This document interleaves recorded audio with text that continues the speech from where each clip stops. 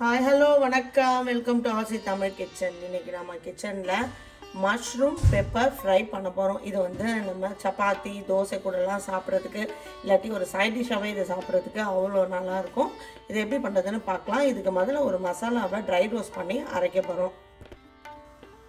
நான் இன்றைக்கி வந்து 600 கிராம்ஸு மஷ்ரூம் எடுத்திருக்கேன். அதுக்கு வந்து இப்போ ஒரு மசாலா அரைக்க போகிறோம். இது வந்து 2 டேபிள் ஸ்பூன் மிளகு,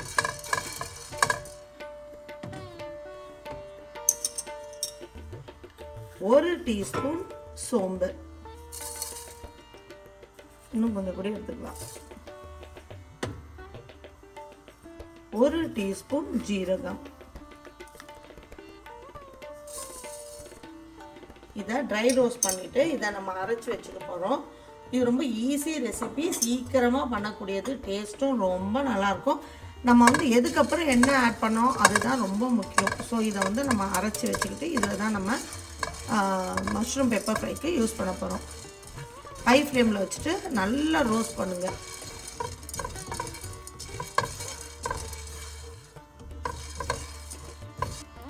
பாருங்க, நல்லா ட்ரை ரோஸ்ட் ஆகிடுச்சு. இப்போ நம்ம இதை கிரைண்ட் பண்ணி எடுத்துக்கலாம். நல்லா வெடிஞ்சு வருது பாருங்கள் மிளகெல்லாம். இப்போ இந்த ஸ்டேஜில் ஆஃப் பண்ணிக்கலாம்.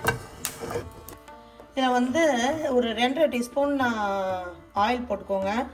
கொஞ்சமாக ஜீரகம் சோம்பு போட்டுக்கோங்க, ஜீரகம் போட்டுக்கோங்க, சாப்டு கார்லிக் போடுங்க. கார்லிக் ரொம்ப மஸ்ட்டு.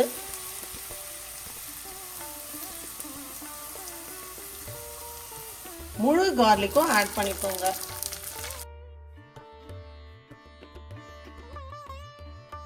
இப்போ முழு கார்லிக் ஏன் போடுறோன்னா, அது வந்து இது வந்து சாப்டு போட்டிருக்கோம். சாப்டு வந்து மஷ்ரூமோட நல்லா மிக்ஸ் ஆகிடும். அந்த முழு கார்லிக்கும் அந்த பெப்பர் மசாலாவோட சேரும் போது அதுவும் கடிச்சு சாப்பிட்றதுக்கு ரொம்ப டேஸ்டாக இருக்கும்.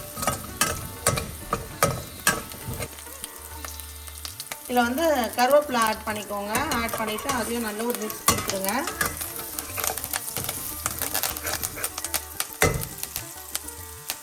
ரெண்டு மீடியம் சைஸ் ஆனியனை சின்னதாக அப்படி சாப் பண்ணி அதையும் ஆட் பண்ணிக்கிறோம். இது வந்து மெத்தட் ரொம்ப சிம்பிள் தான். நீங்கள் வந்து ஆனியனு கார்லிக்கெல்லாம் சாப் பண்ணி வச்சிட்டிங்கன்னா செய்கிறது ரொம்ப ஈஸி. சீக்கிரமாக செஞ்சிடலாம், டேஸ்ட்டும் நல்லாயிருக்கும்.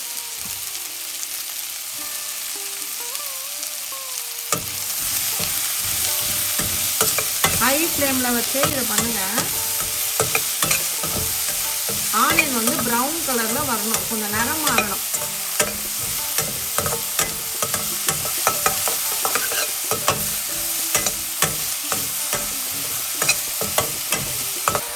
கொஞ்சமாக உப்பு ஆட் பண்ணிக்கோங்க.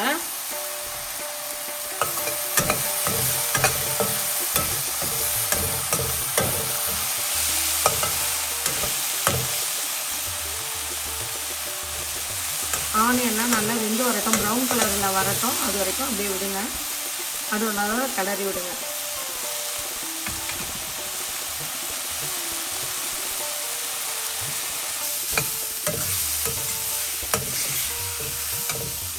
ஆனியன் வந்து கலர் மாதிரி இருக்குது பாருங்கள், லைட் ப்ரௌன் வந்துருக்கு. இப்போ நம்ம சில இன்க்ரீடியன்ட்ஸ் ஆட் பண்ண போகிறோம். ஜிஞ்சர் கார்லிக் பேஸ்ட் ஆட் பண்ணுறோம். டேபிள் ஸ்பூன் ஆட் பண்ணியிருக்கேன். 1.25 டேபிள் ஸ்பூன் ஆட் பண்ணியிருக்கேன் ஜிஞ்சர் கார்லிக் பேஸ்ட்டு. பச்சை மிளகா ஒரு 4 பச்சை மிளகாய் எடுத்து அதையும் நல்லா சாப் பண்ணி அதையும் ஆட் பண்ணிக்கிட்டேன். நல்லா வெந்து வரட்டும். இதோட ஜிஞ்சர் கார்லிக் பேஸ்ட் போட்ட உடனே கொஞ்சம் அடி பிடிக்கும்.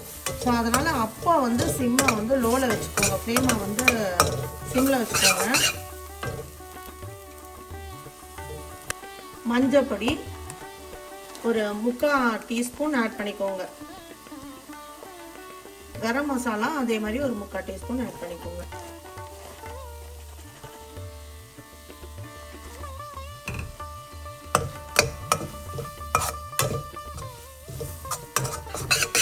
நல்ல வாசனையாக இருக்குது. இதில் தக்காளிலாம் நம்ம ஆட் பண்ண போகிறது கிடையாது.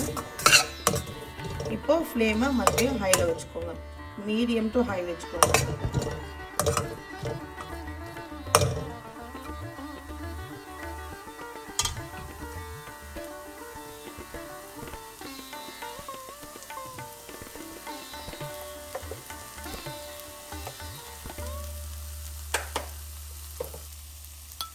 இப்போ நம்ம அரைச்சி வச்சுருக்கோம் இல்லைங்களா, மிளகு, ஜீரகம், சோம்பு ட்ரை ரோஸ்ட் பண்ணி நம்ம அரைச்சி வச்சுருக்கோம்.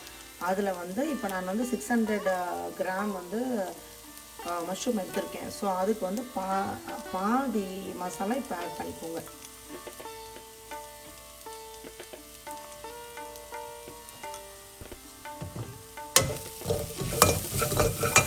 ஸோ இதில் நீங்கள் வந்து மஷ்ரூமில் தான் செய்யணும்னு இல்லை, நீங்கள் ப்ரக்கோலியில் செய்யலாம், நீங்கள் இதையே வந்து சிக்கனும் போட்டு செய்யலாம். கன்சிஸ்டன்சி உங்களுக்கு கிரேவியாக வேணும்னா கிரேவியாக வச்சுக்கலாம், இல்லை ட்ரையாக வேணும் அப்படின்னு ட்ரையாகவும் நீங்கள். இப்போ வந்து நம்ம மஷ்ரூமை ஆட் பண்ண போகிறோம். மஷ்ரூமில் வந்து நார்மலாகவே தண்ணி விடும். ஸோ இப்போ நீங்கள் தண்ணி இதில் ஊற்ற வேண்டாம்.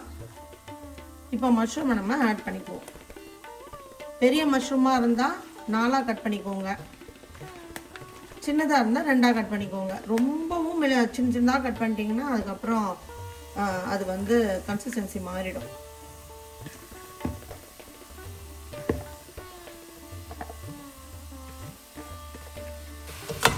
இப்போ ஃப்ளேமு ஹையாக தான் இருக்கணும்.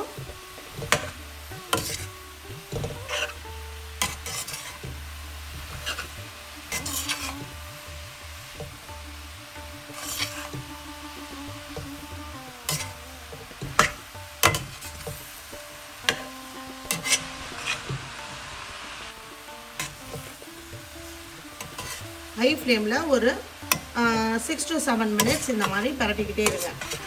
பாருங்கள், நம்ம தண்ணியே விடலை, ஆனாலும் மஷ்ரூம்லேருந்து எவ்வளோ தண்ணி விட்டுருக்கு பாருங்கள். இப்போ நீங்கள் வந்து ட்ரையாக வேணும் அப்படின்னு நினச்சிங்கன்னா இதை நல்லா சுண்டதுக்கப்புறம் இதை வந்து அந்த மசாலாவோடு எடுத்துக்கலாம். இல்லை எனக்கு கொஞ்சம் கிரேவியாக வேணும்னா இந்த தண்ணி இருக்கும் போதே எடுத்துக்கலாம், அது உங்கள் சாய்ஸ் தான். இப்போ ஹை ஃப்ளேமில் நம்ம ஒரு 7 minutes இதை குக் பண்ணிவிட்டு அதுக்கப்புறம் மூடி போட்டு லோ ஃப்ளேமில் வச்சு ஒரு 5 minutes வச்சுருக்கலாம்.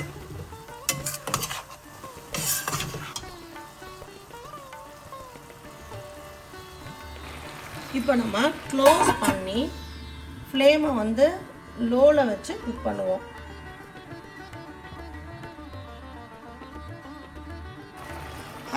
லோ ஃப்ளேமில் வந்து ஒரு 4 minutes வச்சிட்டோம். இப்போ நம்ம வந்து ஹை ஃப்ளேமில் மாற்றிட்டு அந்த தண்ணி வற்றுற அளவுக்கு நம்ம இதை வந்து குக் பண்ணுவோம். எனக்கு இந்த கன்சிஸ்டன்சி தான் வேணும். இதுக்கு மேலே நீங்கள் வந்து குக் பண்ணால் நல்லா இருக்காது. நீங்கள் கிரேவியாக வேணும்னு நினச்சிருந்தீங்கன்னா நீங்கள் முன்னாடியே வந்து அந்த தண்ணி வற்றுறதுக்கு முன்னாடியே எடுத்துருக்கலாம். இப்போ நம்ம கறி லீவ்ஸ் வந்து ஆட் பண்ணிக்கலாம். கொரியாண்டர் லீவ்ஸ் ஆட் பண்ணிக்கலாம், கொத்தமல்லி ஆட் பண்ணிக்கோங்க, நிறையவே ஆட் பண்ணிக்கோங்க. அவ்வளோதாங்க, மஷ்ரூம் பெப்பர் ஃப்ரை முடிஞ்சிருக்கு. இப்போ நம்ம ஸ்டவ் ஆஃப் பண்ணிடலாம். நல்ல டேஸ்டியான மஷ்ரூம் பெப்பர் ஃப்ரை நம்ம ரெடி பண்ணிட்டோம். இதை வந்து நம்ம சைட் டிஷ்ஷாகவும் சாப்பிட்லாம். இன்னும் நீங்கள் கொஞ்சம் ட்ரையாக பண்ணியிருந்தீங்கன்னா அதை நம்ம சைடாகவும் எடுத்துக்கலாம், சும்மாவே அப்படியே சாப்பிட்லாம்.